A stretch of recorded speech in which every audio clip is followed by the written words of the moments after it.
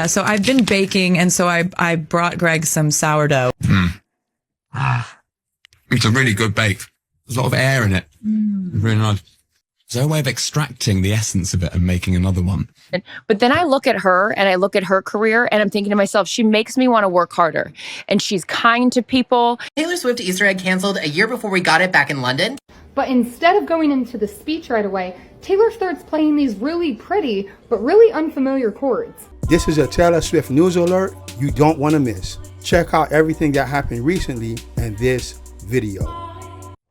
It's a really good bake. Yeah, so I've been baking, and so I brought Greg some sourdough. The sourdough is a lemon and blueberry sourdough, which I wouldn't normally go for. That it feels like weird clash of flavors. We've gone for butter. So I go.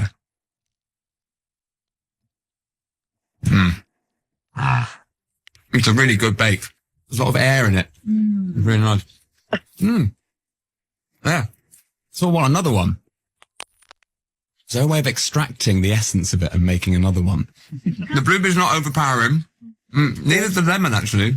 The bread is really nice. It's been baked with love, but it's all mine. It's mine. Jenny Han and The Summer I Turned Pretty just got their first loaf of sourdough from Taylor Swift. Jenny posted this on her Instagram story of a loaf of sourdough covered in cat stickers. A label that says lemon blueberry sourdough for Jenny, and thank you for everything and congratulations. Jenny Han is the biggest Swiftie, and after 3 seasons of The Summer I Turned Pretty, 28 Taylor Swift songs were featured. Give it up for women supporting women. And after the Ryan Seacrest interview with Taylor, Jenny posted this on her Instagram story of the interview, where Taylor was asked if she is Team Conrad or Team Jeremiah. Are you Team Conrad or are you Team Jeremiah? I'm Team Summer I Turned Pretty because this show, when I tell you that this show has completely used my music in the most thoughtful, beautiful ways. Totally. In these important moments in Belly's life. I'm like this. I'm here for whatever is next. I support your choices, girl. Swifties and The Summer I Turned Pretty fans alike all love to see it, and I know that this means that we're in store for more Taylor music in the feature film. Jenny, I beg you, give us showgirl songs in the movie and this of Taylor's version. Let me know what you guys think in the comments. You love Taylor Swift as much as we do. And we've talked about it before.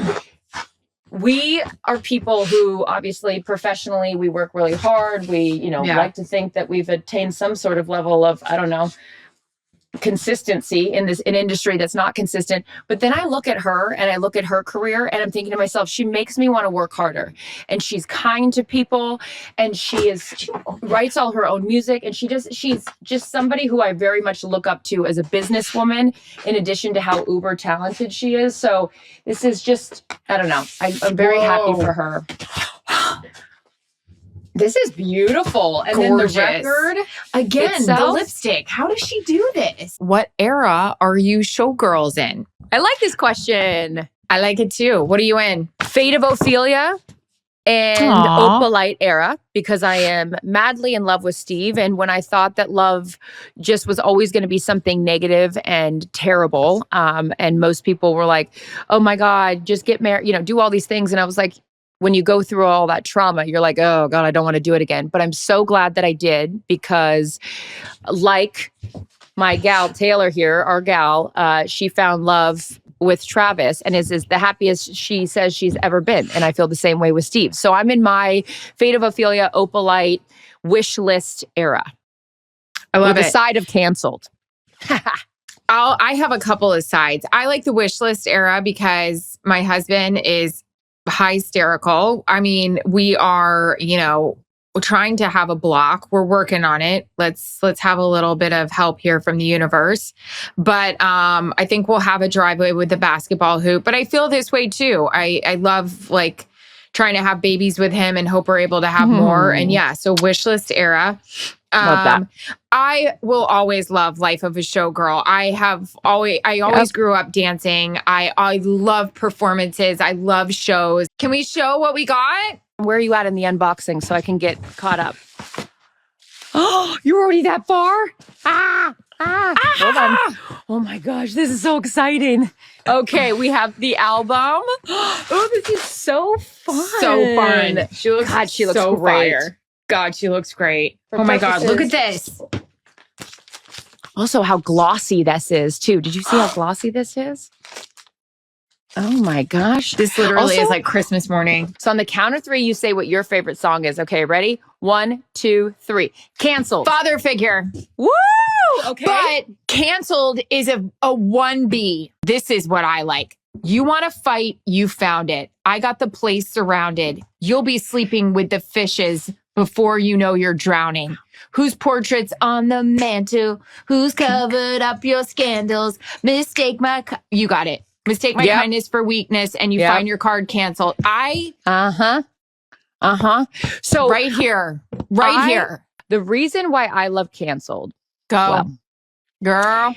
Because I just love the beat. The second that I turned the song on, I was like, ooh, okay. Because my favorite album of her to date has been Reputation. Yeah. I just love like those like bad anthems, as she calls them. And there's a real like kind of grit to it. They're the ones with matching scars. Like, I love that. Your friends are the ones with matching scars. The friends that have been through and been there for you. Because it's easy to love. What goes on to say, it's easy to love you when you're popular. I mean, isn't that the truth? The optics click, everyone prospers. But one single drop and you're off the roster.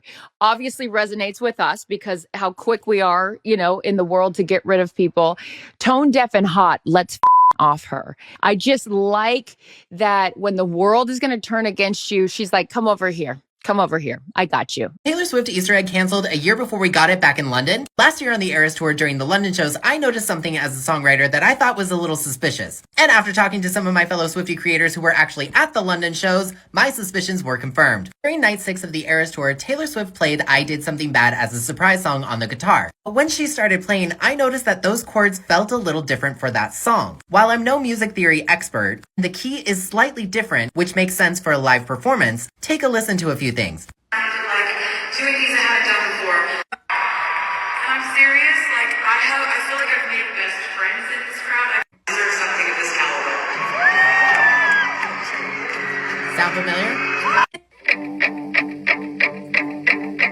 Like I said, the key is not exactly the same. You'll notice she's wearing the orange dress, and all of the lights are green, which we now know definitely was an Easter egg for the life of a showgirl. Taylor also confirmed in several radio interviews that she wrote and recorded this album on the Eras Tour during the European leg, during this section. And what color is the Spotify canvas?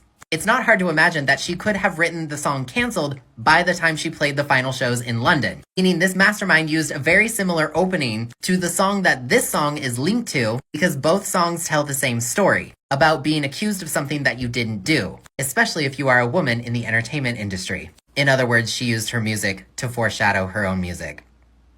I hate her. Picture this. It was the Eras Tour the very last night. Vancouver, night 3.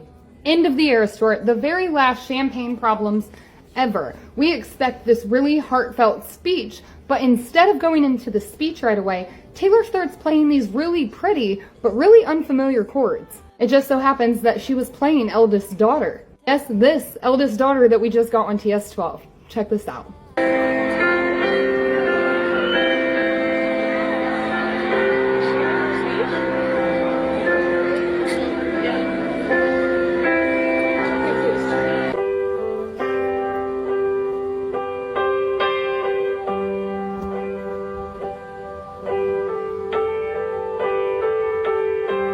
She is playing in a different key, as Champagne Problems is in a different key, but she is playing the exact same melody, just stripped down. While Eldest Daughter is in a different key, but the same melody, and it's a full production, so it sounds different recorded. But it's all still the same melody. Diabolical. Let me know what you think in the comments. Is the life of a showgirl getting an act 2? Because we continue to see double exit signs like behind Taylor and Seth Meyers, and behind Taylor and Jimmy on The Tonight Show. There are also exit signs in the Fate of Ophelia music video where Taylor told us that there were 100 Easter eggs. This exit sign being at the beginning of the music video with 12 stars, and this exit sign being at the very end before she goes into room 87. There is also this very obvious Roman numeral 2 in the music video. That also very much looks like the Gemini symbol for twin. Along with the exit signs, we have also been seeing a lot of 12s, which makes sense because it's TS12, but these are doubles. This being the lock from the New York City pop-up, this being a punch clock at the LA pop-up, and in the YouTube shorts for the scavenger hunt, there was a clock that said 1212, along with a treadmill covered in 12s. And Taylor Nation has also used 1212 to promote the album. So I think Taylor's trying to tell us another date, because in the Fate of Ophelia music video, this clock said 10:03. for October 3rd, which is when the album came out, and the Fate of Ophelia music video. 12/12 being December 12th, which would be 4 days after the year anniversary of the Eras Tour ending. And in the final scene of the Fate of Ophelia music video, if you look outside that window, you can see Science World, which is in Vancouver, the same area where she performed the grand finale of the Eras Tour. The Life of a Showgirl is the music behind the stage, and now we're ready for the footage. If Act 2 isn't the documentary, I don't know what I'm gonna do. Let me know what you guys think in the comments. So can we all just agree that Greg James has to be one of the luckiest people in the world to get a whole loaf of Taylor's delicious looking sourdough bread? Because it's pretty much a moment that happens once in a lifetime, unless you're Trav. Nevertheless, I'm happy for him and anyone else who gets to experience Taylor's amazing generosity. She's truly one of a kind. And speaking of Tay, if you missed all the secret Easter eggs from the Ophelia music video, check out this next video.